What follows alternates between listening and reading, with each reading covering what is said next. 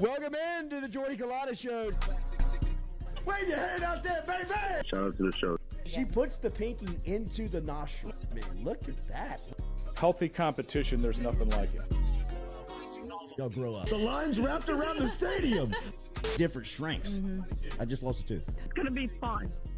You know, we might have a story. I love what you're doing. Ogeron wants to take us fishing this afternoon. Sharif, you play for the bad boys of the SEC, man. We don't apologize to anybody. But a lot of people are saying you're going to be wearing number 7. I don't really know. I want to. He look crazy, Bill. Good feet on the old man. Definitely come back.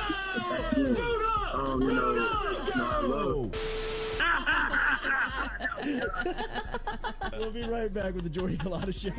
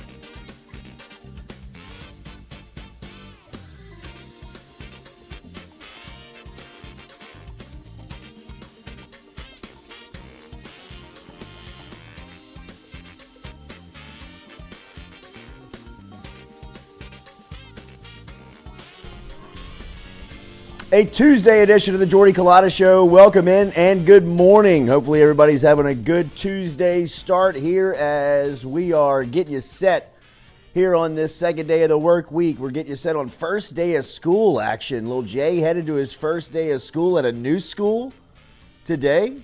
New schools popping up all over the place. It's a dreadful time if you work in Baton Rouge, especially near downtown as LSU gets back going here in a couple of weeks and the place just turns into a totally different city as the traffic becomes an intense problem. But welcome back to school, kids. Get out of the house.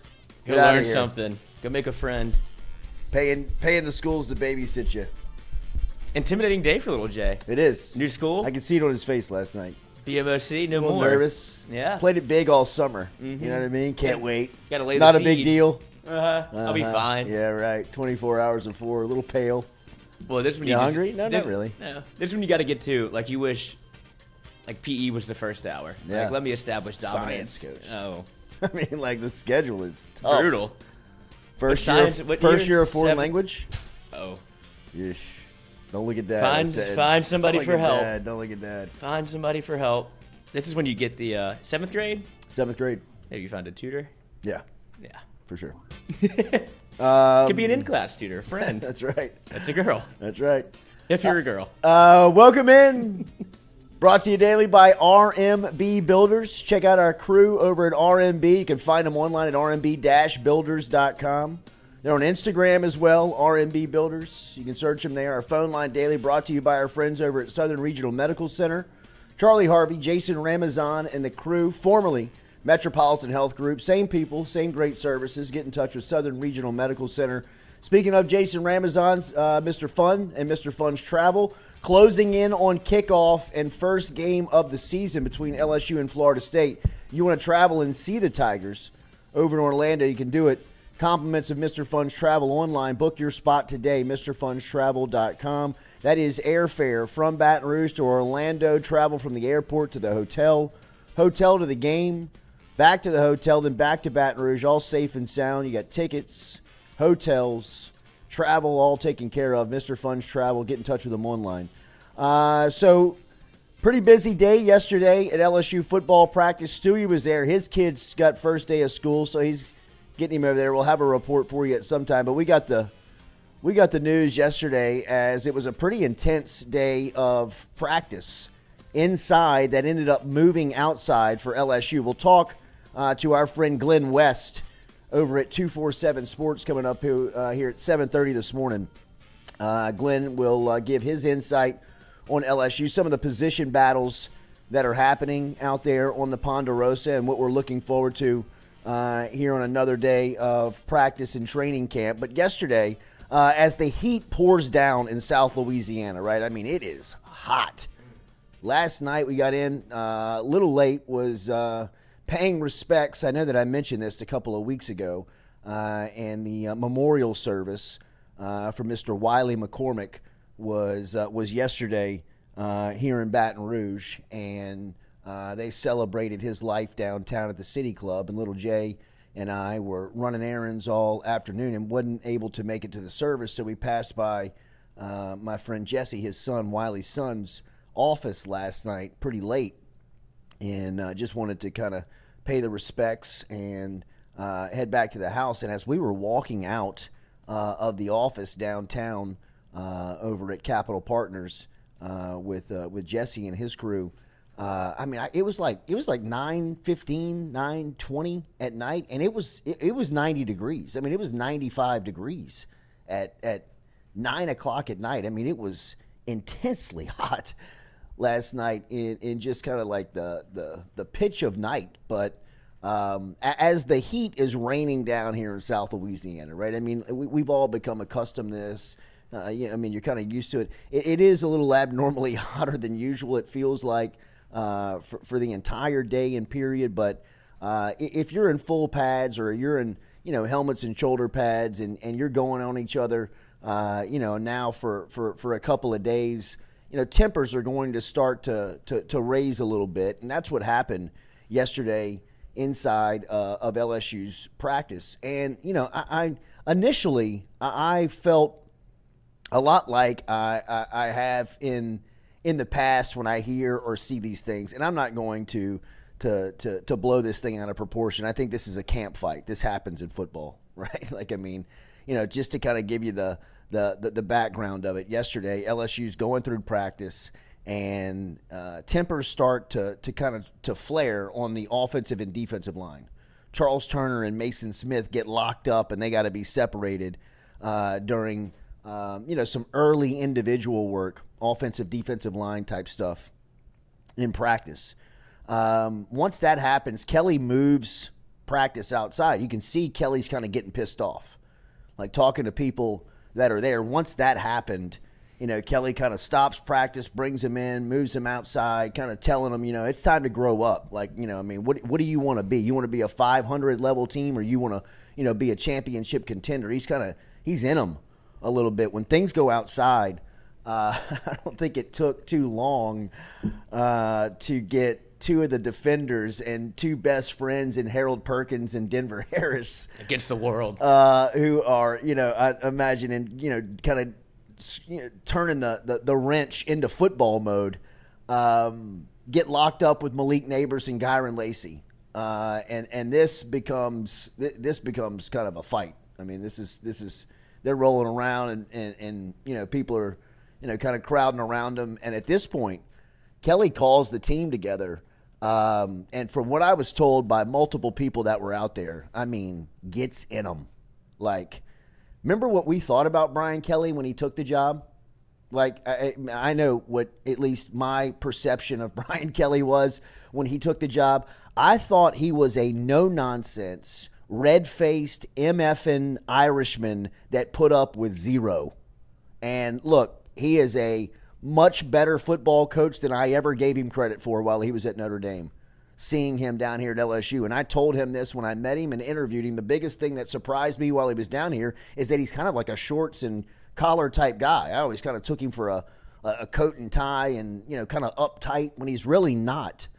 But, I mean, that stuff that we saw at Notre Dame while he was inside the lines, that wasn't fake. Maybe the coat and tie was all the time, but the red face screaming, letting you know, and, dropping F-bombs on you and motivating you and putting discipline and accountability into you is really the guy that I thought LSU got. That's a part of his personality. It turned out it wasn't the entire part of his personality. Yesterday, that part of his personality was on display. Like, back to the old me. I think he's like, from what it was seeing, just kind of people that were there and reading him, was that he's had enough. I mean, this stuff going back and forth with each other, and this isn't the first time that I think they've been close to, locking each other up and going back at one another. Look, it's football. It's a physical sport. I get it, And I remember I would normally, and really even yesterday in the moment, reacted kind of like by saying, I love this. I mean, like, that really kind of, to me, always said something about your team, right? Like that you got a little personality to you. You don't put up with anything. You're not scared to play physical. If the game turns into a street fight, you got some dogs on your side, which you all need that, right? And I think if you're in, competition, you got to have those types of personalities. But last year was the first time that I had seen that stuff coached differently. And it was by Kelly. It was by Brian Kelly. And I thought in the moment, man, this is what LSU has been missing. And even to myself, kind of checked myself, because I loved that LSU at times kind of had the reputation of kind of like, the Wild Boys, kind of like a bunch that you really didn't want to mess with. It was kind of, I remember they used to call the locker room or the facility, they used to call it the jungle, because it was like, nothing but freaks were coming out of LSU, people that you really didn't want to mess with. And while you can still have that reputation, to be able to control your emotions and control it in an environment that is already chaotic, right? You think about a football game, your emotions have to be at 100 nearly for 3.5, 4 hours. So if you're going to spike that, you're probably going to go into the red, where it becomes a sincere problem.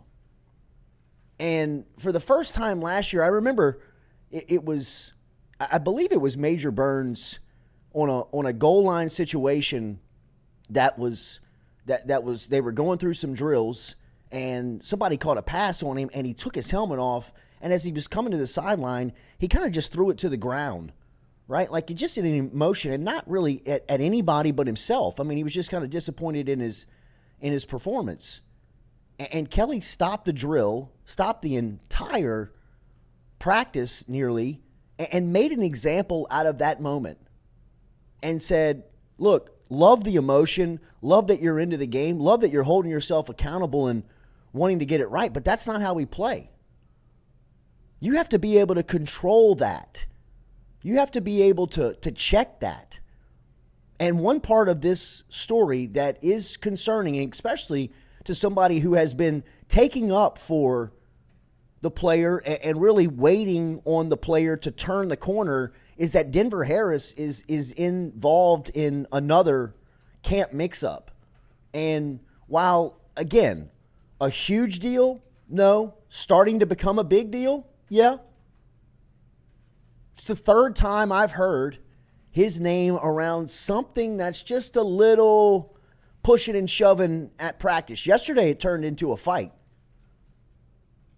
But there's a story out there of him and Shelton Sampson going one-on-one where Sampson makes a catch or nearly makes a catch over Harris, and Harris punches the ball out, and Sampson falls to the ground, and Harris kind of stands over him for a minute without helping him up. That didn't go over well with the coaches, not his own teammate,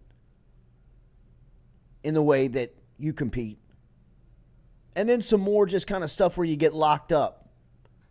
Where you just kind of straighten your elbows out, and, it's just kind of whistle keeps blowing, whistle keeps blowing, whistle keeps blowing. Nobody will let go, and, kind of shove off. Where that's going to happen at football practice. I mean, that happened with Joe Burrow and Patrick Queen. Heard it here. Right? I mean, it's going to happen to the best of them. But how long have they been in camp? A week? First day in shells. You don't want this stuff. It's not who you want to be, right? Sure, it's going to be there. It's a part of the story. It's a part of the team becoming a team. But Kelly really lit him up in the sense of yesterday of, who do you want to be? You got to get this stuff right. You keep fighting each other, you're going to be a 500 team, is what he told him. So, if the coaching staff is not highly over concerned, but the head coach is trying to prove a point early in camp that this stuff's got to stop immediately so they can begin to work on the team. And again, I don't want to blow a camp fight out of proportion. Those things happen, and, you practice long enough. Football in the South Louisiana heat, and you put an extra 3 pounds of pads on your body, and you're a little annoyed. I get it. I also understand what Brian Kelly's trying to do early on in camp and nip this stuff and just move on, especially when you have your best players involved. I love the way Harold Perkins plays. I would never ask Perk to change 1 ounce of what he brings on Saturday. Monday through Friday, he can't be in the middle of the mix-ups. First, for the obvious reason. If he rolls an ankle at a camp fight, that's going to be tough to forgive. But in the same sense, you want him to take that next step in the second year of the player that he is and become, that leader that people look at, trust, know, got the best interest of the team every time he's out there. So, look, man, if I take away anything of the camp fight, it's not an overwhelming, huge deal. The head coach thinks it is, though, because he's stopping practice and he's moving practice from inside to outside, and he's getting in them and trying to prove a point that if you don't understand what I'm trying to tell you early on, this is going to haunt you. This is going to get you in a moment where it shouldn't. But one time you can get past. Hopefully guys like Malik Nabers, Kyren Lacy, Harold Perkins wake up today and understand when they show up to the practice field this morning, it's much more about just the effort that you bring and the energy within the drills. You got to be leaders, man. I mean, Malik Nabers, Kyren Lacy, you're talking about two upperclassmen. Harold Perkins, you might be the best player on the team. Mason Smith. Smith as well. Charles Turner in the same breath. I mean, you're talking about veterans all over the place. And then you look at Denver Harris and you say, hey, man, it's getting close. It's getting close to this lesson we're trying to teach you. You're going to fail if you don't take this next step. I mean, if you can't get the relationship between the teammates right early on, this whole thing is about trust between the coaching staff and Harris between the first days of camp. There's no way that we can give any more examples of he's the most talented defensive back. But at the end of the day, that doesn't matter. So was Eli Ricks. Eli Ricks was from just a prototype. When he got off the bus, you thought, well, that's the one. Alien. Well, yeah, he didn't show up to practice on time. Doesn't go to class. Constantly in the BS. Whenever there's trouble, you can always count on one guy to be there. Like, that's the reputation that you just can't build. In the first 7 days of camp, it seems like Harris's name keeps popping up for not exactly the right reasons, right? You hear some things like, man, you know, I mean, like when it comes to the coverage stuff, it's undeniable. But then when, you know, he's in a one-on-one drill and he's running down the field with his teammate trips and falls, he stands over him. I mean, you'd rather him just, you know, pick him up, ass pat him and say, get back to the next drill. I'm going to get you again. We put up with that. But, you know. It's a me versus we, right? And I think that LSU's trying to handle it in a way with Harris where they're putting him in the third team to where we're challenging you. And some people will react to that in different ways, right? It depends on your personality to where he knows he's probably one of the best corners and should be a starter. But they're making an example out of him of you're going to have to earn it. You don't get to come in here and just be a day one. You're one of the best 11 on the field, and you go out there and play. And I think that's some of the frustration that he has is, why am I running with the third team? Like, at some point, that starts to weigh on you. Even 1 week in, you start looking around like, I mean, what are we doing here? Like, I'm making plays every time I line up. I'm going against freshmen. And they're staring back at him and saying that's why. Go again. Well, that's why. Mm-hmm. You're not learning. And until you get that, you're going to stay here. You know, I mean, you're talking about guys coming, like Deuce Chestnut he's appalled by this heat. You know what I mean? Like, guy has never seen anything like this in his life. I mean, it's. Is he from Syracuse? He's like, yeah, he's from. They practice indoors. They had an indoor stadium. I mean, it is. And it's cold up there. I mean, it's just it's a different animal. Time, man. It's a different animal. So I mean, you're teaching these guys at different speeds, and you're hoping some of these guys can catch on. One of the name that keeps popping up, I will tell you, early on in camp, that I keep hearing about is Andre Sam, and Sam is a 7th-year senior, which is. First off, I mean, anytime you hear that number next to a collegiate name, you do think like medical profession, graduate school, not safety. And Sam is a safety who transferred over from Marshall and is originally from is from Louisiana. He's from Iowa, Louisiana. Played at McNeese with Frank Wilson. And was a guy that Wilson really, you know, pinpointed late in the recruiting process to give some added depth and stability to safety and defensive back. And Sam is that guy right now here early in camp that is standing out for LSU. What was the defensive back's name last year who transferred? Colby Richardson. Colby Richardson from McNeese. Same story.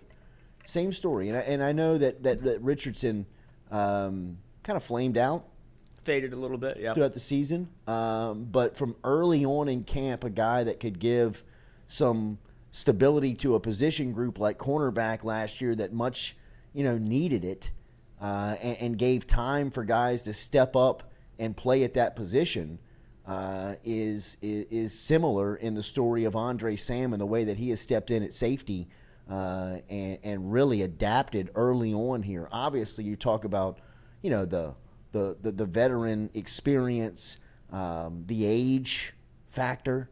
I mean, anytime you're talking about a 24-year-old on a college campus taking snaps, I mean, that's Stetson Bennett of safeties. That is such an advantage. I mean, you're to me, you're so much more mature at like 24, 25 than you are, and you're still, by the letter of the law, young. Immature and young.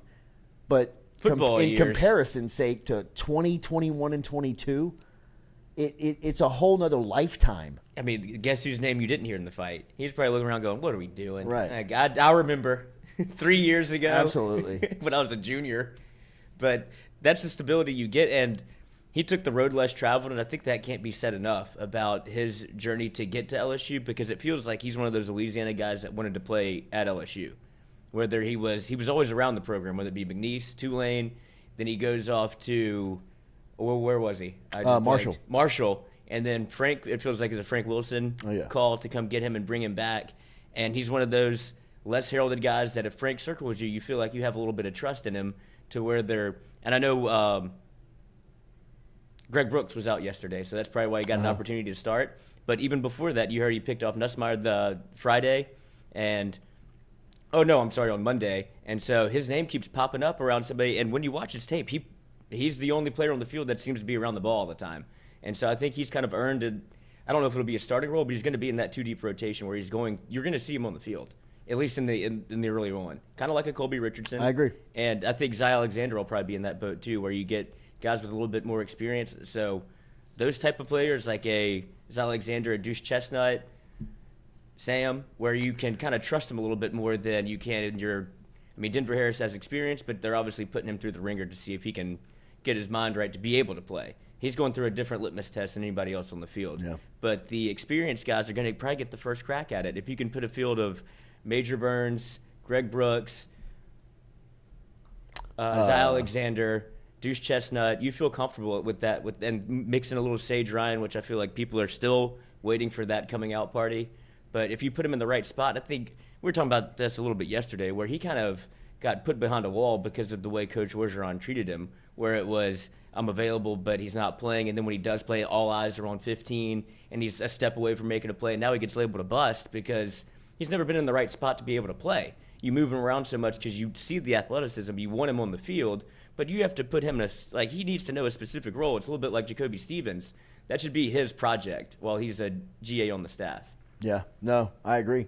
I think that Jacoby has a really good chance to help in situations like that, because there are, it seems like every single year there's a player or two like Jacoby that's in a kind of a position in no man's land. Devontae Lee. Where, you just you're curious on where they fit in, how they can help, what's the best place for them.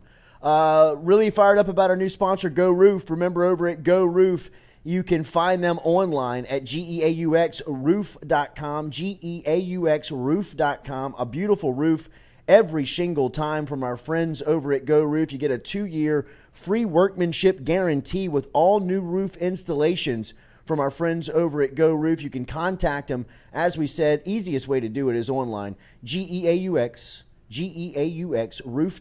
geauxroof.com. Free, no obligation roof inspection. Get the crew out to see you today. They'll jump up on the roof, give you a free inspection. There's no cost on that. Let them look around, see what happened. They had some storms come through here last week, some intense storms last week with hail and wind and trees being knocked down.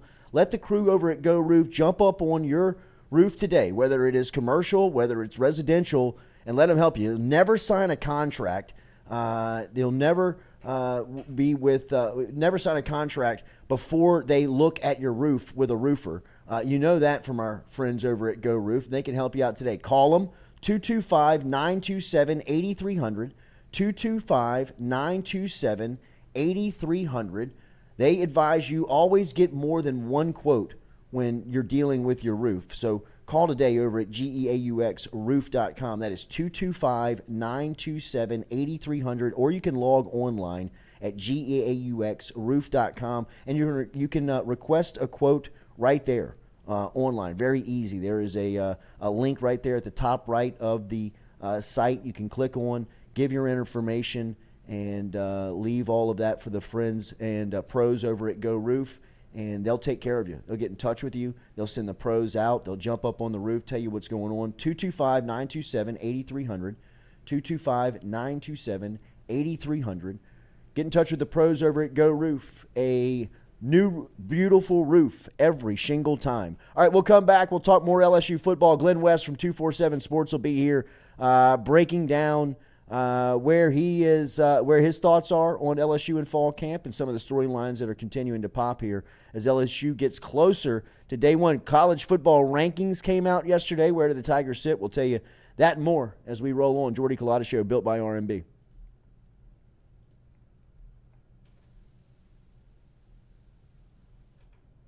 Guys, you? Chilling and watching some tube. Hold on. Did you do it? Hold on.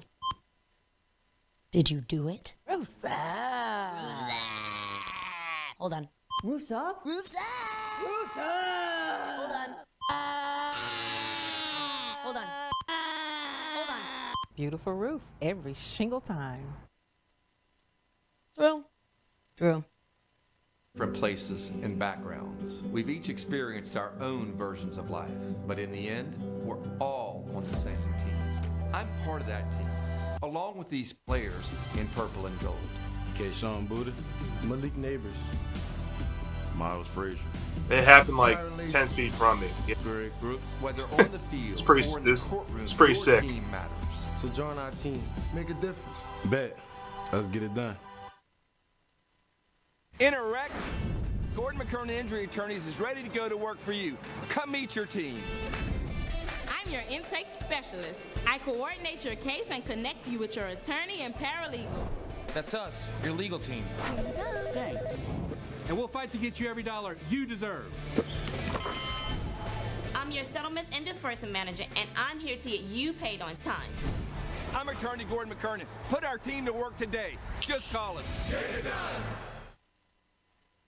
Hey Tiger fans, when you're traveling through Natchez, Mississippi, make sure to visit Tom and Wright Granning at Go-Mart and On The Go Deli, where you can fill up your tank and your belly.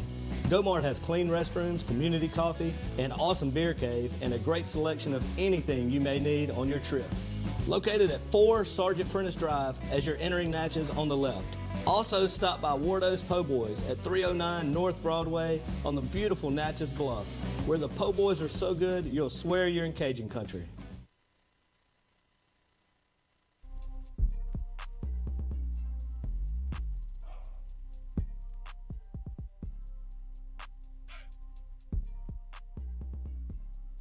Welcome back here. Jordy Culotta Show, as always, built by our friends over at RMB Builders. Get in touch with Rhett and the crew today. Just log online to rmb-builders.com. rmb-builders.com. That's how you get in touch with them.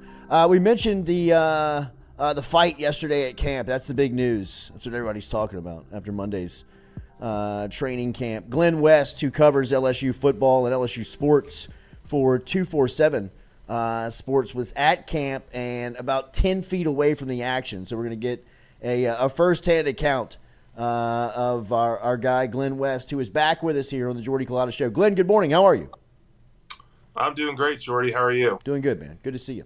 All right, everybody's talking about the fight, Glen. Tell me about where was your point of view? What happened? What'd you see? Yeah, I mean, it was a pretty routine play. There was a lot of kind of talking going back and forth and some obviously some high competition, some very passionate play going on during the 11-on-11 stuff. There was just a disagreement, a little shoving going on, and that kind of just escalated. And there were several punches thrown by a number of players. And once you see that happen, there's really no other option for Brian Kelly but to kind of not only just throw those guys out and kind of have them cool off, but also bring the team together. I thought it was a really we were able to kind of hear a little bit of what he had to say, and just kind of the message of being guys, we want to be aggressive and we want to be competitive, but we don't want to be over the top and punching out our brothers and that kind of thing. There was, the word brotherhood was thrown around a lot during that little conversation there with the team, and it was very needed. It was a very needed kind of huddle. I think for LSU to kind of get back on track during the practice, and I think a pretty good learning lesson, I think, for those guys, just to, rein in those emotions when things get a little out of control. You don't want to see that happen, and I think it's something that those guys can learn from, and we'll see kind of how it affects the team, I guess, here going forward in the short term. I don't want to make a mountain out of a camp fight. These things happen. Yeah. Denver Harris is in the middle of it again. This seems to be not an issue, but something that people are paying attention to. What do you feel is going on with Harris, and what does it mean for him to be in this back and forth? Yeah, I didn't even really see Harris. I mean, the main guys that I kind of saw kind of get involved were Malik Nabers and Kyren Lacy, Harold Perkins, Major Burns threw a couple punches as well. But I did hear about Harris kind of joining in there.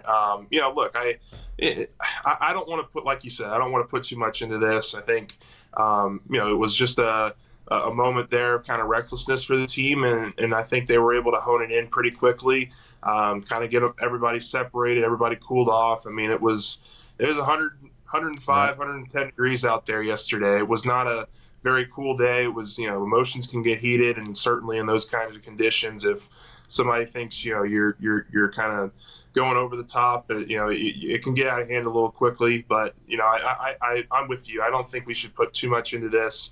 I'm sure Brian Kelly will address it today with the media after practice, and I'll be interested to hear what he has to say 24 hours after the incident.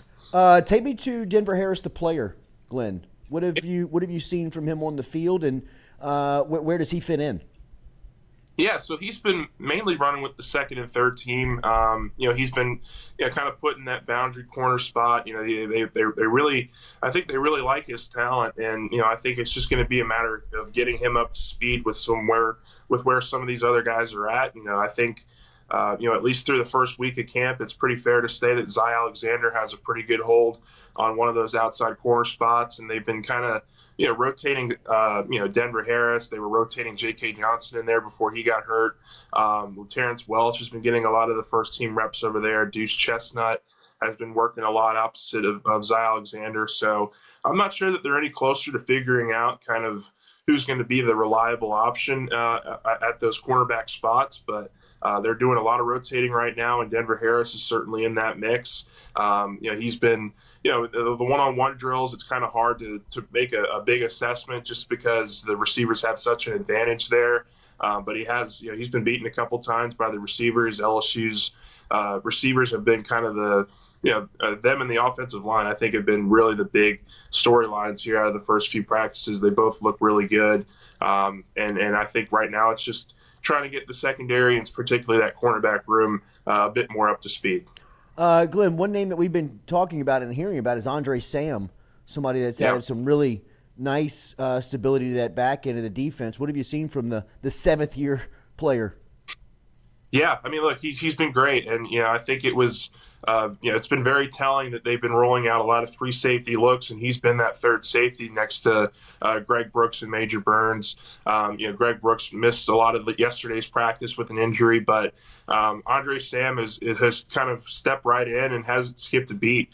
To end the 11-on-11 period that we got to see yesterday, he picked off Garrett Nussmeier on a really nice play, just kind of cut off the route and did a nice job of getting his hands on the ball and picking it off. So, he's a guy who's seen a lot. Obviously he's played a lot of ball, obviously not at this level, throughout his career. But I think it's an opportunity that he's certainly sees and taken, advantage of. And he's been very steady, very reliable back there. He's a little bit longer and a little bit taller than I actually thought kind of coming in. He's about 6 foot, 6'1", got some good size to him. So, he's been really good. He's been a bright spot for sure in the secondary, and I'm sure LSU and the coaching staff is happy to see that. Brian Thomas watching yesterday. What have you learned on his update or on what's holding him out, and the latest on the injury report? Who else have you seen missing action? Yeah, so Brian Thomas, we heard it's a minor thing. It's not going to be a serious long-term injury. I think they're just being a little bit more cautious with their players right now, especially in these conditions. You don't want to go out there and have somebody, further injure themselves. I think that Brian Thomas will be back sooner than later.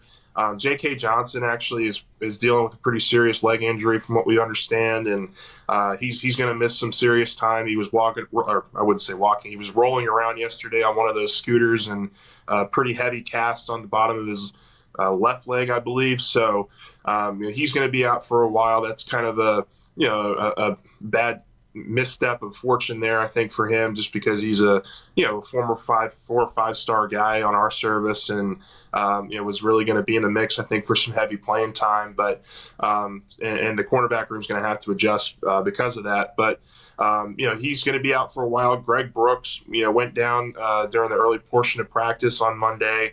Not sure the severity of his injury yet. He didn't return to practice, so that's not very good. But we'll get probably an update from Brian Kelly today as well.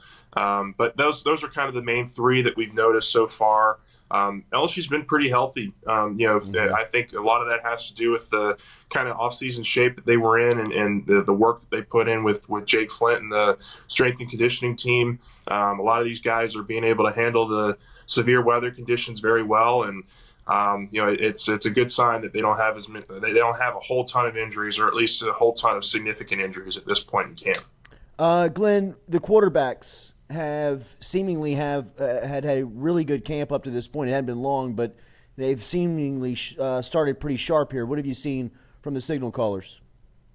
Yeah, I mean, look, Jaden Daniels has looked the part. I mean, he hasn't, he's taken some shots. He hadn't taken a whole ton of shots downfield. They haven't really opened up the playbook yet either for him. But he's hitting all of his one-on-ones. He's deliberate with his decision making. I think he's had a really nice start to camp. A lot of that I think has to do with the offensive line, and those guys have been a real, they've shown real improvement there. I think that's been a really underrated part of the early parts of this camp, and it's really helped those quarterbacks. Garrett Nussmeier, it's just hard not to love the arm talent that Nuss has, and he's really improved and locked down some of the erratic decision making that maybe you could say he made in the past. I think he's been really, really good in this early start to fall camp, and there's just a lot of healthy competition going on in that room right now, and I think that Nussmeier is pushing Daniels is pushing Nussmeier, and you're seeing a lot of really good results. The offense has been moving very, very consistently in the 11-on-11 portions of their drills. They're hitting all their one-on-ones, and it's just been a really good start, I think, for the quarterback room. How's that running back competition looking? Man, it seems like every day there's a different guy that's popping off and getting a lot of the reps. I don't know that they're very close to deciding who's going to be kind of the early season rotation. I mean, I've kind of always had it in the back of my head that Josh Williams, Noah Cain, Logan Diggs, those are going to be kind of the 3 guys that maybe LSU rolls into the Florida State game with.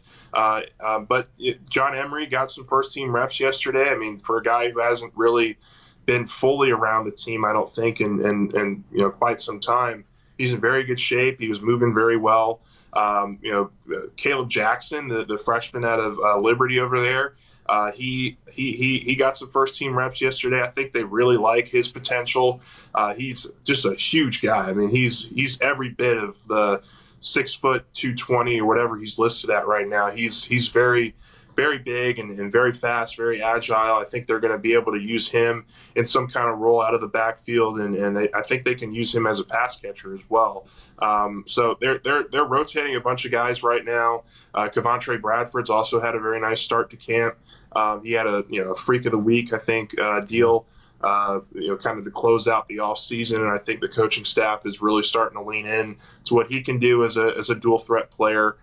So the running back room is looking good. They're going to have a lot of options, obviously, there for week one, and it's a good thing that they're going to have these 8 scholarship backs, because we all know that they didn't really stay all that healthy last year, and if they're able to stay healthy, then they're going to have a lot of options and a lot of different tools in which they can use those guys. One of the names that was an option that was it was interesting to hear Brian Kelly say earlier this week what would possibly be Aaron Anderson. Anderson seemingly has started to find his way at LSU football. Some of the highlights that are coming out on him look electric. What have you seen from the Alabama transfer? Yeah, I mean, it's hard not to look at him and think of like the college version of the Tyreek Hill or something. I mean, he's that quick, he's that explosive. They were putting him in man coverage and one-on-one drills. I wouldn't want to be the defensive back that has to cover him. He put Major Burns in a major spin cycle yesterday on one of those one-on-ones that he did, and he's just so quick and he can change directions so quickly. He's just a really good option and weapon that I think LSU will be able to use, not just offensively, but certainly on special teams as well. He's getting a lot of the punt return duties right now. I think he's somebody they can absolutely use out of the backfield and just get him the ball in space 5 to 10 times a game. I think he's going to make people miss. He's going to get the ball downfield, and he's going to make some stuff happen for you. So, yeah, I absolutely believe Aaron Anderson is kind of starting to find his footing here. He's finally healthy. He missed a lot of the spring with an injury. So, the fact that he's healthy now and that he's showing some of his true potential, I think, is something that LSU is fully going to lean into. He'll help on special teams as well. Special teams got a ton of work yesterday. That is a group that needs to improve. What have you seen from specialists there? What was your takeaway from that segment? Yeah, they absolutely did a lot of special teams work yesterday. They were doing a drill, I think, with a lot of the kind of deep coverage scenarios on kickoffs and punts. Brian Kelly was very intensely watching that segment of practice. I think they're still trying to figure out who's going to be kind of their gunners downfield, what their rotation is going to look like on both punts and kickoffs. But look. Ramblett had a nice day yesterday. Peyton Todd booted a couple nice punts during the special team segment. I still think Ramos and Dybert are still in a pretty thick battle right now for the field goal spot. But on punt returns, they're adding more and more guys by the day. I mean, Aaron Anderson was back there yesterday, but there was also a couple added names. I believe Caleb Jackson was back there. Logan Diggs was over there fielding some punts. Noah Kane was fielding some kickoffs. He was their kickoff guy last year, so I wouldn't be surprised if that's something maybe that they look at again this year. Gregory Clayton was obviously back there. Javen Nicholas. So they've got a lot of bodies back there. I think they're just trying to figure out who the right fit is, but if Aaron Anderson is going to be the guy, I think he can absolutely change at least a couple games for you this year, whether it's flipping the field over, returning it for touchdowns. I mean, it's been a while since LSU had a game-changing kind of specialist back there, and that was something that for a while they were really known for. And so I think Aaron Anderson has every bit of that potential for the Tigers this year. Glen, let me give you a couple of names and just give me your thoughts on them. Tank Guillory. Yeah, I mean, I've been surprised that they've used him in so many first-team rotations. I just kind of figured that once Mekhi Wingo was healthy, he and Mason Smith were going to take over a lot of those opportunities. But they've used Jacobian a lot during the first 3 or 4 practices with that first team. I think you're going to see a lot more rotation there than maybe people expected. Mekhi Wingo is certainly going to be involved, and he was with the first team yesterday while Guillory was kind of mainly with the second team. But I think that they really liked his development in the spring. He really was kind of the leader of that defensive line with so many guys out a few months ago.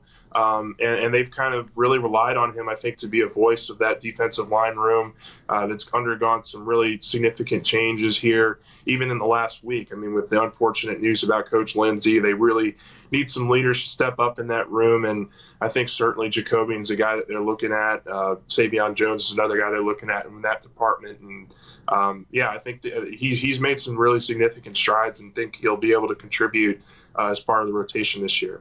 Landon Ibieta. Yeah, Landon actually, I think, made the catch of the day yesterday during one-on-one drills. He was pretty tightly covered, but he was able to make a nice adjustment on a back shoulder throw and kind of dove towards the sidelines and made a really nice catch yesterday. He's been working mostly with the second team.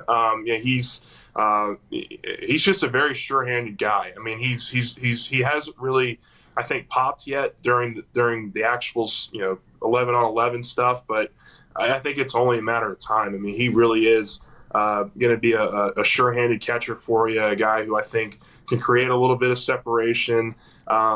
Reliable piece, I think, for this offense, and I'll be interested to see how they use him. I mean, there are just so many receivers right now that are playing well that he's just kind of another guy right now, and so he's going to have to create some separation from guys like Kyren Lacy, like Aaron Anderson, like Malik Nabers, and Chris Hilton's another name that really comes to mind. He's had a really nice start to camp. So there's just a lot of options I think they're going to be relying on here as the days and weeks go on. Last one, Quincy Wiggins. Yeah, I mean, I think Quincy he's rotated a lot at defensive end. He's kind of working behind Savion Jones right now. I'd say that Quincy Wiggins and Deshaun Womack are probably kind of in the same boat right now, in that they're getting a lot of the second team reps behind Savion. Savion's looked really, really good. I think he's going to be really a breakout candidate for this team this year. But Quincy Wiggins is, he looks bigger. I think he's added some good weight to him. Has really, I think, improved his explosiveness off the edge. And I'll be very interested to see kind of what he turns into here as fall camp evolves. He's going to continue to get reps, and I would imagine he's a part of the rotation there at defensive end. I lied. This is the last one. Bo Bordelon. Yeah. Oh man, Bo Bordelon. He's been. I know that a couple of guys in the media have really took a shining to him over the last 3 or 4 days. He's getting a lot of rotation in as an interior guard lineman. He's done a really nice job. I think he's a little bit bigger than even he was in the spring. That was always kind of the goal, I think, for Bo, was to get here and add some really good weight to his frame. And he's done that. I think he's looked a lot more explosive. He's been very consistent. They were doing some really intense drills yesterday between the interior O lineman and the interior defensive lineman. And I thought that Bordelon really held his own and did a really nice job. This offensive line is going to be a little bit deeper, I think, than people might expect. They've got obviously the great starting lineup, but I think they have some real depth back there. I think Brad Davis has done a fantastic job of developing those guys, and I think they're going to have some pieces that they can really rely on outside of that starting group. And I think Bordelon's certainly going to be in that mix. Glen, good stuff, man. Thanks for the time this morning. We'll catch up soon. Absolutely. Thank you, Jordy. You got it. There he is. Big Glen West, the 7-footer, covering LSU football for 247 Sports, covering all LSU sports. A great follow on Twitter as well, at Glen West. Get your membership over at 247 Sports. That conversation brought to you by Hughes Mechanical. Hughes Mechanical Contractors. You can get in touch with them online at hughesmechanical.net. hughesmechanical.net. They specialize in residential HVAC repair, installation. Right now, it is hot, people. Not a lot of people's AC can keep up. If you need that maintenance, if you need a pro to come out and look at it, get in touch with our friends over at Hughes Mechanical Contractors. Call them today at 225-658-2147.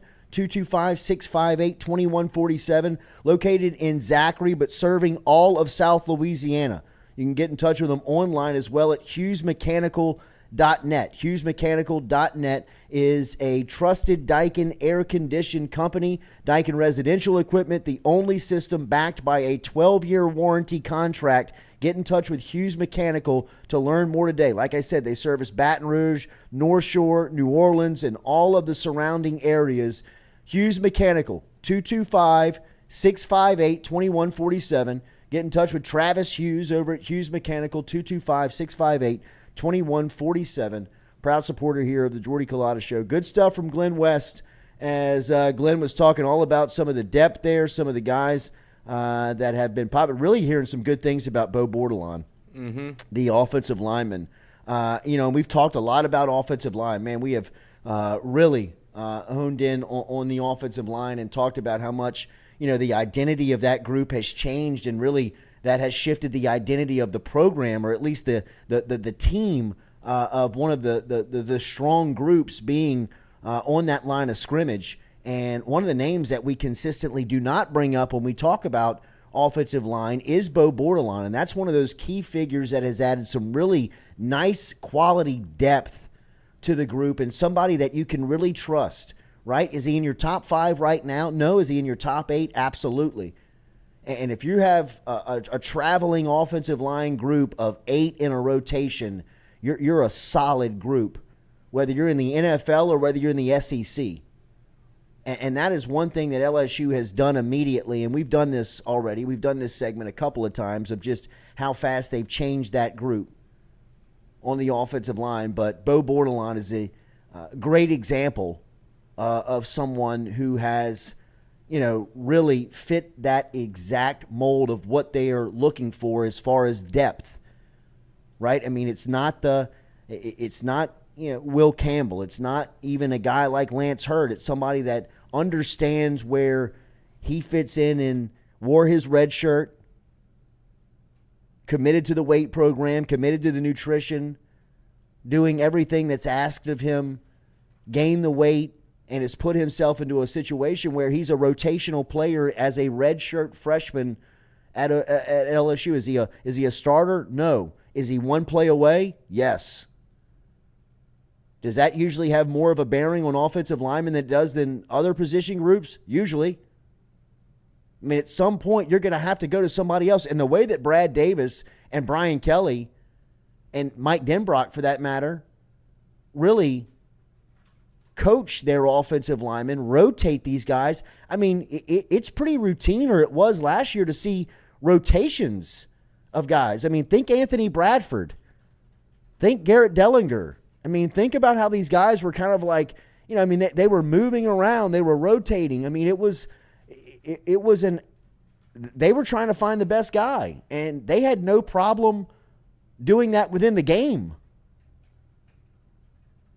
So for as good as they are on offensive line and for as deep as they are, they're all going to play. I mean, I don't think that Will Campbell's going to be in a rotation. I don't think that, even a guy like Emory Jones will be rotated in and out, but I do think that you'll see Marlon Martinez get some snaps. I think you'll see a guy like Bo Bordelon in some moments. So, it's another guy that, look, we hadn't talked about, but when you start digging into the roster, it really pops, man. I mean, these guys that they have recruited over the last couple of years, now in year 2, some of these guys, you talk to enough people out there, you watch enough video. I mean, these true freshmen seem to be winning their one-on-ones more than they're getting beat. We've talked about guys like Kamori and Pimpton. I keep hearing the name Ashton Stamps. I keep hearing the name Deshaun Womack. I keep hearing the name Javion Taviano.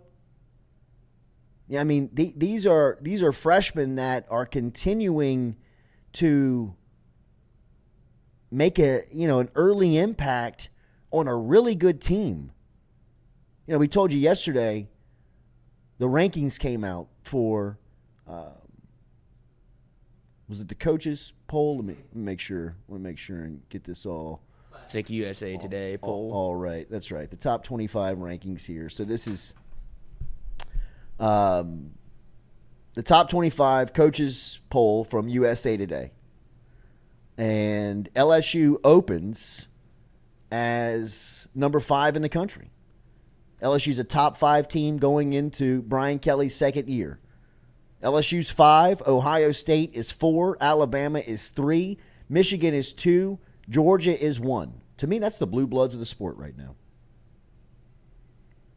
I mean, that's the 5 hottest brands in college football right now.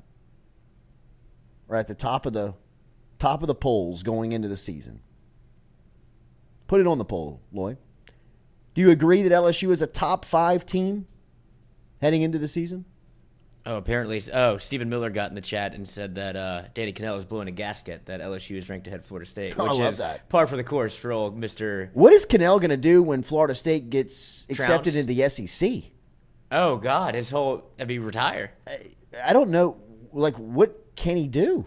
I mean, he will. Deep down, he has to want Florida State to get into the SEC, You would right? think so. But I would think so. How are they going to get out of that? The Florida State ACC buyout, I was listening to who's the CEO? Is it Skipper for Meadowlark Media? Yeah. He put together Skipper. he put together the ACC deal, and that's the one that goes through. Yeah, it's like 2038 or something crazy like that. It was a 16-year deal that they signed, and he was trying to kind of save face a little bit, even though he has nothing to do with it now. It's just his name on the contract, and it's probably the worst contract that's left on the board that they can't get out of. And he was trying to make a pitch for coast to coast, and this is when the Pac-12 was down to 8. Now it's down to 4, so it doesn't have as much glean on it.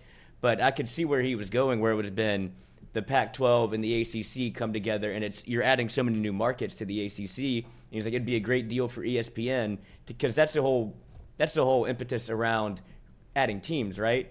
Especially if you're the SEC, where they're picking and choosing what teams they want to have in their conference to see if it helps you grab a new market, right? They're not trying to add teams just to add teams. They want to be able to hit different pockets of where they don't have a footprint yet. And so if you're the ACC and you can expand all the way over to the West Coast and grab some of those teams, it feels like it's a lost cause now with only 4 left. But I think there's reports of Stanford and another team, I put it in the ledger, Cal that are exploring options. But at some point they're going to have to get scooped up or go to the Mountain West, like I was saying yesterday. But that was a great idea in theory to add, because that would have been great for ESPN. They would have had like 40 some odd teams, and now they can get down to, I guess, like 38 or something, just because of how many teams that could have been added at one point. Because you have the Big Ten and the Big 12 that have 20 teams in each conference for 2024.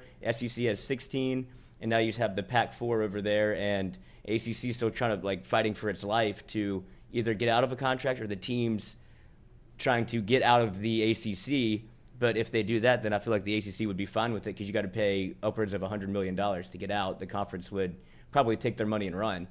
Oh, you think? Yeah, good. We don't have to do anything. Yeah, right. I don't know how we divvy this up, but make I'm good, that boys. check to Atlantic Coastal Conference. Thank you. Imagine if they got out, Florida State, and then Norvell crashes and burns, and then you have to pay a buyout to him. Florida State would be stroking checks left and right, and Jimbo would be looking like, why didn't you do this when I was here? Yeah, right. I would have stayed. I just want a new facility. Oh, man. I mean, Florida State is – I mean, I've never seen anything like it. I mean, they are on the podium at the microphone saying, we want out. They're like, we want out. Somebody come get us. I mean, it's crazy. I mean, it's just different times, man. I mean, it's just crazy times in college sports. Like we said, remember, this is the last year of this generation, right? If you are accustomed to watching college football the way that we've been watching it now for the last, 25 years, 30 years, it all comes to a screeching halt this season. I mean, they've peppered you over the last couple of years of blowing up the BCS and expanding a playoff system, putting a Final Four together, not really giving you the formula, but putting a playoff system together. Now they're expanding that playoff to 12 teams, and they're blowing up every single conference that we've ever known and we've ever watched. The CBS SEC game's going away. That's going to ABC. I mean, the whole product of college football is completely turned over on its head in the way that it will be presented after this football season. And it's still going to be great. Oh, I'm still going to watch. But don't you think, did this all start with the 12-team playoff? Because it felt like you had to almost play the rivalry games because they had so much impact on whether you got to the Final Four. Like Michigan had to beat Ohio State. I know that's going to stay the same, but there was so much emphasis for USC to play Stanford. Like all of those games mattered, it felt like, especially at the end of the year when it came down to it, that you wanted to see like the bedlam. You wanted to see Oklahoma State. Anything could happen just because there's so much emphasis on the game. Now those are all kind of washed away to where, all right, 12-team playoff, doesn't matter if they play each other. They might see each other in the playoff. I guess that's the bigger picture, is that you'll get these matchups, hopefully, in a 12-team scenario with the home game, and it'll turn into a rivalry again. I can't wait for that. Or whatever happens in the playoff, those first games that's going to be public enemy number one. That will become a rival at some point. If you see the same team maybe 2 out of 3 years in the first round, that will form rivalries that didn't exist prior to this next year. if they can figure the business out of it, the product might be better. It's going to be like pay-per-view. A playoff college football game Sex. on a campus. It's dangerous. I mean, it is dangerous. It is dangerous. Murder. I mean, could you imagine, like, give me your best case scenario. Like Michigan coming to LSU. Like in Florida State coming to LSU. Third week of December. I mean, I would say, like West Virginia, LSU is probably the two most rabid fan. When West Virginia came here, USC coming to LSU. Oh, the most obvious one, Notre Dame coming to LSU. Yeah, just because of the. I'd rather go there. Oh, paint the town red. Beat the hell out of them. It'd be touchdown Lloyd. That's right. Be up there. They wouldn't know what to do. No, they would not. No, they would be all. No. It would be lamb's blood over the doorway. Like, don't come in here. We drink beer. Yeah, oh, yeah? Yeah. You're out. Okay. I've actually already been in your fridge. Corby's. Wanting your mead. All right, second hour action coming back with you here. Jordy Culotta Show, as always. We are built by R&B Builders. Carlisle Holiday ain't walking through that door. All day. What a great pull. Thank you. What a great pull.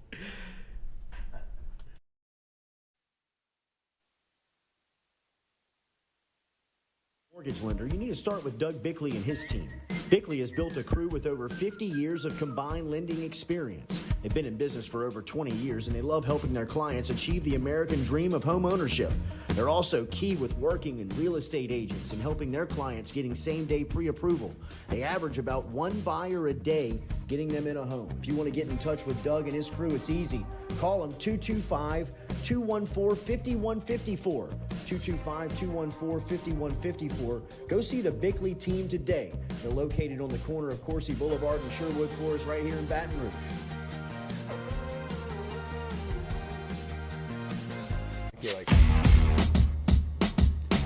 Is it time to wash your house or business? Call the pros at Hydro Wash today. Get them out with their low-pressure, soft-washing cleaning approach. From commercial buildings, rooftops, and residentials, Hydro Wash is ready to get your place shining. Find them on Facebook or call Curtis at 225-933-7068.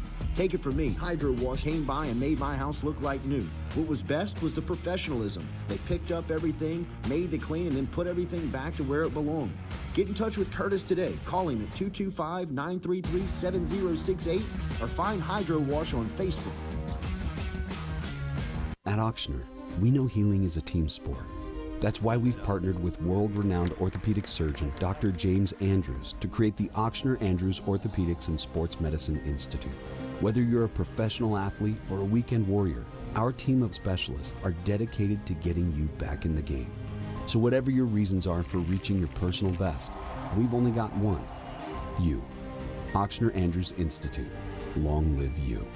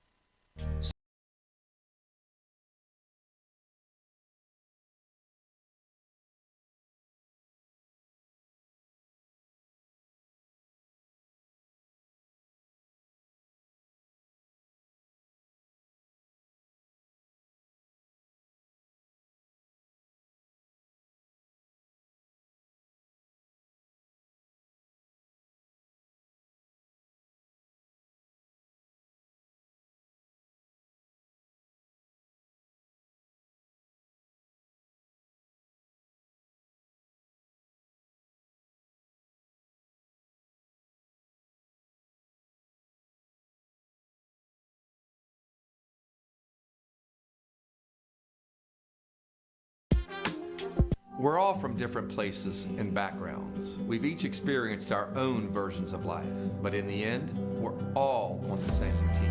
I'm part of that team, along with these players in purple and gold. Kayshawn Buddha, Malik Nabers, Miles Frazier, Kyren, Lacy, Greg Brooks. Whether on the field or in the courtroom, your team matters. So join our team. Make a difference. Bet. Let's get it done. In a wreck, Gordon McKernan Injury Attorneys is ready to go to work for you. Come meet your team. I'm your intake specialist. I coordinate your case and connect you with your attorney and paralegal. That's us, your legal team. Here we go. Thanks. And we'll fight to get you every dollar you deserve. I'm your settlements and disbursement manager, and I'm here to get you paid on time. I'm attorney Gordon McKernan. Put our team to work today. Just call us. Get it done. Are you looking for sound financial advice? Then get in touch with Daniel Newman of Edward Jones. You can call him today at 225-261-8262 or email him daniel.newman@edwardjones.com. If you're planning for retirement, saving for college for children or grandchildren, or just looking for sound investment opportunities, get in touch with Daniel today, 225-261-8262, located on Magnolia Square Drive in Central. Daniel Newman of Edward Jones. All right, buddy. Make it a good shot. Oh, yeah.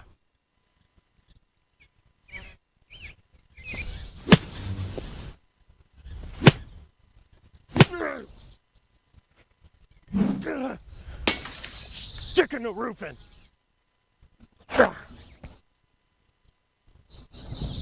For a hole in your roof, or a whole new roof, go roof.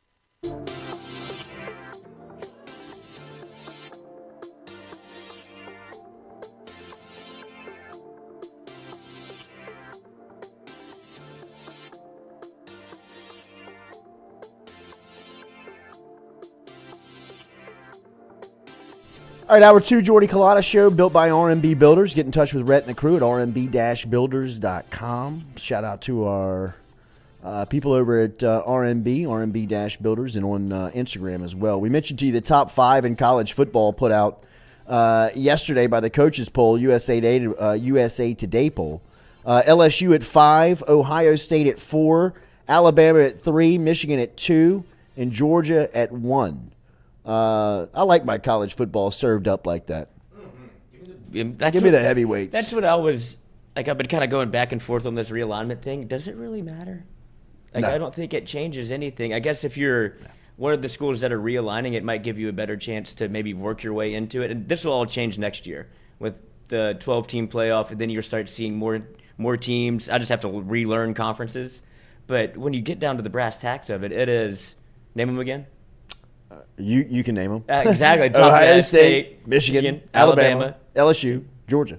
You know, I mean, it's what it is. The usual suspects. And it feels good to be at the table if you're an LSU fan, because it's always you're always at the Irish goodbye this table quite a bit and go back to the party. This is the back room that you want to get into VIP. You're cool with being Gen Pop. But then every now and again you catch a heater and LSU finds its way behind the door, and it might just win the whole goddamn thing. Right. It might win the party. And that's LSU in a nutshell. But this under this regime, it feels like you're constantly, like you said when Nick Saban saw Brian Kelly at the governor's mansion or whatever that was, at the meeting table, he was like, oh, yeah, we're here to stay. Right. And that had to be a sinking feeling. But then you go back to Nick Saban smiling off the podium, and he's like, okay, I have something to play for now. Kind of re-energized him. That's what you're scared of. And not really. I hope it has, because it's good for the sport. It's beautiful for the sport, and for LSU to be at the centerpiece of it is even better for LSU. And if LSU can go to toe-to-toe with the monster and possibly slay him out of the sport, like that's the position that LSU is in. Georgia's not in that position. LSU is in that role right now where you're guaranteed to play LSU every single season. You got to beat LSU to get to Georgia every year, right? Or at least the way that it's constructed right now. Who knows what the future holds in this? But as far as the meaning of what the season is to one another, LSU and Alabama, there's you cannot dodge one another. You have to go through each program to get to the next step. Georgia's waiting on you. He's waiting on the winner. For Saban, if this re-energizes him, this is football Camelot. This is the highest power of it, where you're picking off 4 and 5 stars and the top recruits in every recruiting cycle. You're throwing them into a program that is developing pros, and you're getting them prepared to play for championships every single year. And you got to go through the best coach to ever do it, doing the same exact thing. Because LSU, for all intents and purposes, has followed the blueprint. They've recruited at a high level. They've hired what they thought was, the most expensive coaches. They couldn't get out of the head coaching contracts, but they would try and hire all the Dave Arandas and Joe Bradys that they could find and just break the bank to try and do it. Now, finally, they've gone and said, hey, look, man, just scratch all that stuff and let's go get a head coach that knows how to do this, that understands the responsibility. How to win. The opportunity. And Brian Kelly, to me, the more you talk it out, play it out, he's the perfect match. He hadn't won a national championship yet. He's been in it for 30-plus years. Is considered one of the executives of the sport, right? When you think of college football, one of the faces that pops up in at least the discussion you're recognized with the sport being synonymous with a couple of faces. Kelly's on the list. And to have him now leading LSU into a time where so much change is happening for the sport, and to have him motivated like he is, it's almost like it would be a mark against him right now if he had a championship. Mm-hmm. Right? It would almost be like, I captured that. Right? Here comes all this change. Do I really want to adapt? I got my legacy, right? The thing and scary thing about Saban is that he's smiling and motivated to do it. How many of us that have 6 and have dominated now 2 college football formats? Saban dominated the BCS and he's dominated the playoff era, the 4-team playoff era. Wouldn't just say, hey, man, I just bought a $20 million spread in Jupiter next to Tiger Woods. I'm done with it. I'll go on game day every Saturday in the fall and throw on a hat for who I think will win. You pay me an extra $2 million a year and I'll be cool with it. This cat is rolling out of bed at 4 a.m, still texting 5 stars and wanting to know, what the practice plan. He's still writing practice plans. And if LSU's got the guy that can go toe-to-toe with him 365 days a year, that's what he needed. Man, give me that all day. All day. If LSU's in that discussion and LSU is that team, what was it LSU that beat Bear Bryant in 1982? Was it 30 days? I believe it was 30 days after the LSU loss, Bear Bryant was dead in 82.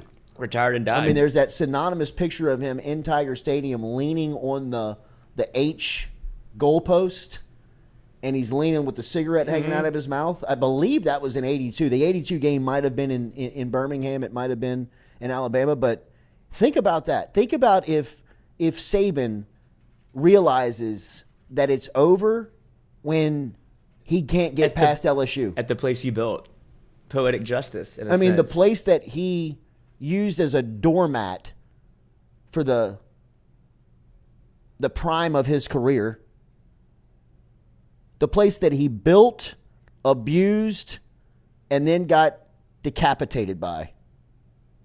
Swings the sword. That is the opportunity I believe that LSU is setting themselves up if Saban is smiling off the podium because he's re-energized to coach football. Because LSU's got the dude locked in for, let's say it's 7 more years. With no championship, all the resources in the world, and a recruiting base that you can find any player you want.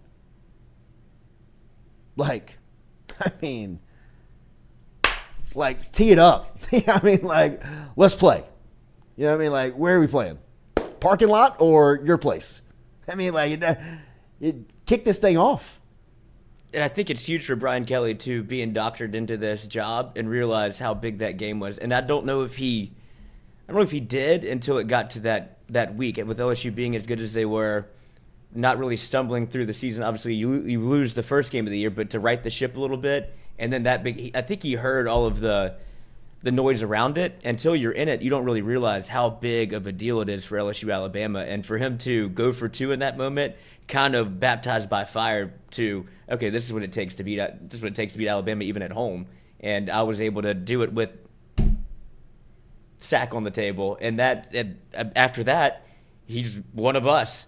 Like, that's baptism by fire. You beat Alabama in your first year, all right, it's on. Because like I said, it woke up Nick Saban a little bit to be, this is not going to be the walk in the park it used to be. And I'm wondering if the 12-team playoff, the conference realignment, if that takes a little bit of the sheen off the game for next year, where it doesn't necessarily matter if you win or lose. You can get in with 2 losses. Maybe. I still think that game is always going to push the meter. Well, they're going to have to hype it up because like it'll get the media coverage. But if you're an LSU fan, you always look at the schedule and you go, okay, what's the path to the playoff? Even if you count a 1 loss versus Alabama, you feel, all right, if you can lose that game and still get in, even this year, if LSU goes undefeated 1 loss to Alabama, there's a path where Alabama has to go play Georgia. LSU slides in as the 4th seed. And some people would rather that than beat Alabama and have to go play Georgia in the SEC championship, lose that game, and now you don't get into the playoff. That's just kind of the way the cookie crumbles when you're trying to vie for a playoff spot in the SEC, because we talked about it last year with LSU. If they don't lose to A&M and they're a 2-loss team going into the SEC championship and they win, it was all but guaranteed that they were going to get that 4th spot in the playoff, and TCU was out, even though they were undefeated or they lost their Big 12 championship, I guess, but they were undefeated going into the championship week, and that's what it kind of came down to, is a 1-loss SEC team better than either undefeated, Big 12 team. But the media tries to paint the picture every now and again of, oh, you got to let them in. And so if you're LSU this year, do you take the Alabama loss just to avoid the SEC championship, but because you're outside looking in, but they might be the best 1-loss team in the country? LSU's never been on that side of it. I know, it's always been the other way. Yeah. It'll be interesting to see. I'm not complaining, though. No, got a 2-loss natty. Yeah, for sure. I mean, that was a wild ride. I mean, that might become what it is. You'll see 2 or 3-loss teams in there. Well, just like the Super Bowl. It'll be about the playoffs. Who's playing right at the right time? You may want to play LSU in September. You may not want to play them in December. 2006 LSU in a 12-team playoff? Exactly. 4-team playoff. Was that the Miami team? The team that beat Miami? Notre Dame. That was 2005, 2006, yes, and then yes. Brady Quinn, Jamarcus Russell, the battle for the number 1 pick. Lord.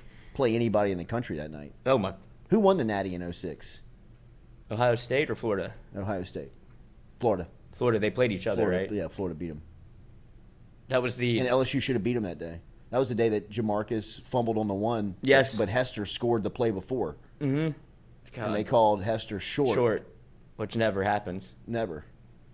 And that was the Ted Ginn return against Florida opening kickoff, and they hurt him in the end zone. Yeah. They tackled him. In the end zone. That's right.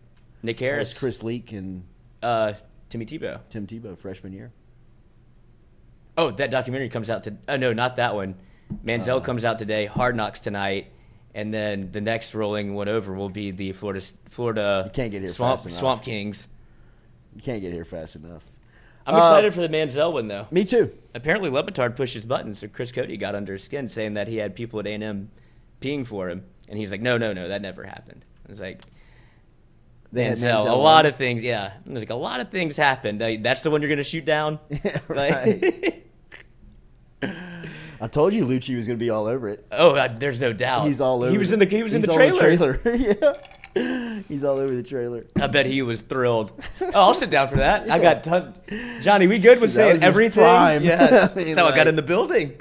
I mean, I really believe. I mean, Lucci's a great dude. I love Billy Lucci. I recall, and Lucci can chime in on this if I'm wrong on this, but the way I recall it was like Kevin Sumlin and A&M were like leaning on Billy Lucci to control Johnny Manziel. Like nobody could get to him.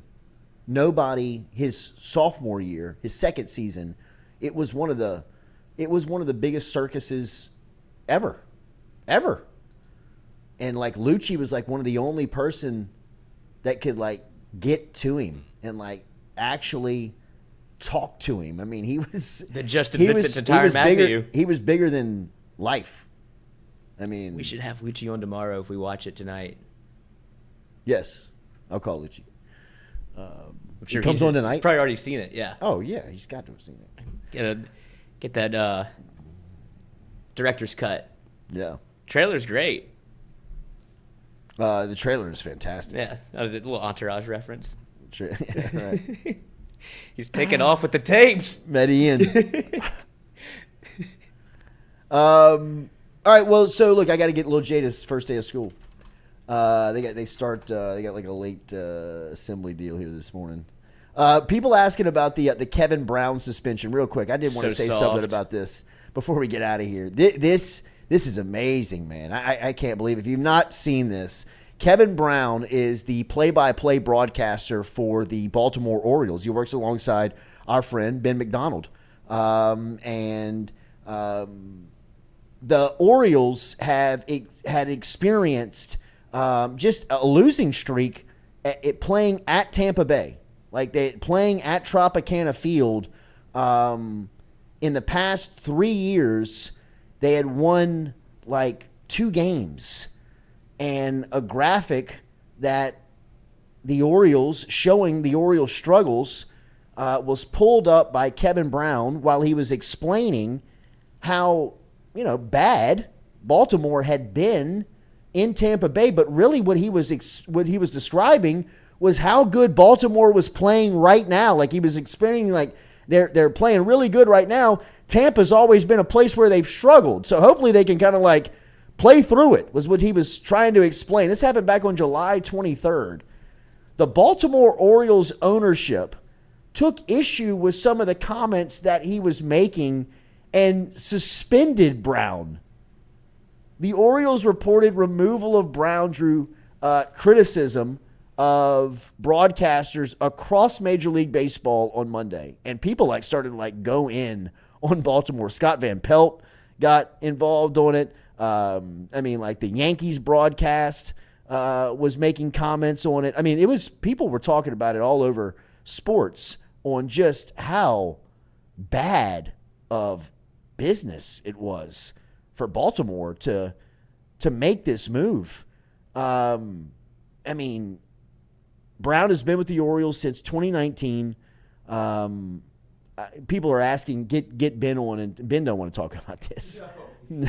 After they're suspending people left and right. Ben's on the broadcast. Call. When Kevin Brown opens it up for discussion, Ben McDonald slides in, and you can tell Ben, he doesn't think that it's a big deal. It's such an innocuous comment. What he said was, so Brown commenting on the series versus the Rays, the Orioles have won more games against them this season than the last 2 combined, which it's not even that great of a sentence, but. And apparently the Orioles took offense to that, and senior management decided to suspend him, starting with John Angelos. It's the softest thing I've ever seen. And nobody with the awareness in the organization to be like, if we do this, there's going to be a huge joke on us. We're gonna look like the Knicks. Wasn't it Dolan who was trying to face scan people to kick them out of the arena for criticize? You're like, bro. I know you got more money than you know what to do with, but this ain't the way to spend it. This is going to get us in a lot more PR trouble than people talking about, talking bad about it. The team CCTV going. This is going to be terrible for the brand. It's been suspended since July 26th. That is amazing. It's close to home. He's one of the best. You can tell he has a reputation. You could tell by his peers. Speaking of him last night, I believe Michael Kay, who is the voice of the Yankees, was Baltimore, fire him. 29 other teams will hire him tomorrow. Right. All you needed was Castellanos to hit a bomb. I know. There's a deep drive to left. I'm sorry. This might be the last time I wear this headset. Yes, it might be. Yeah, it is. It absolutely is. Hit that like button, share button, comment button. If you have not subscribed, please subscribe. Make sure and have a great Tuesday out there, as it's always great to be with you. And we'll be back with you tomorrow. Brought to you and built by RMB Builders.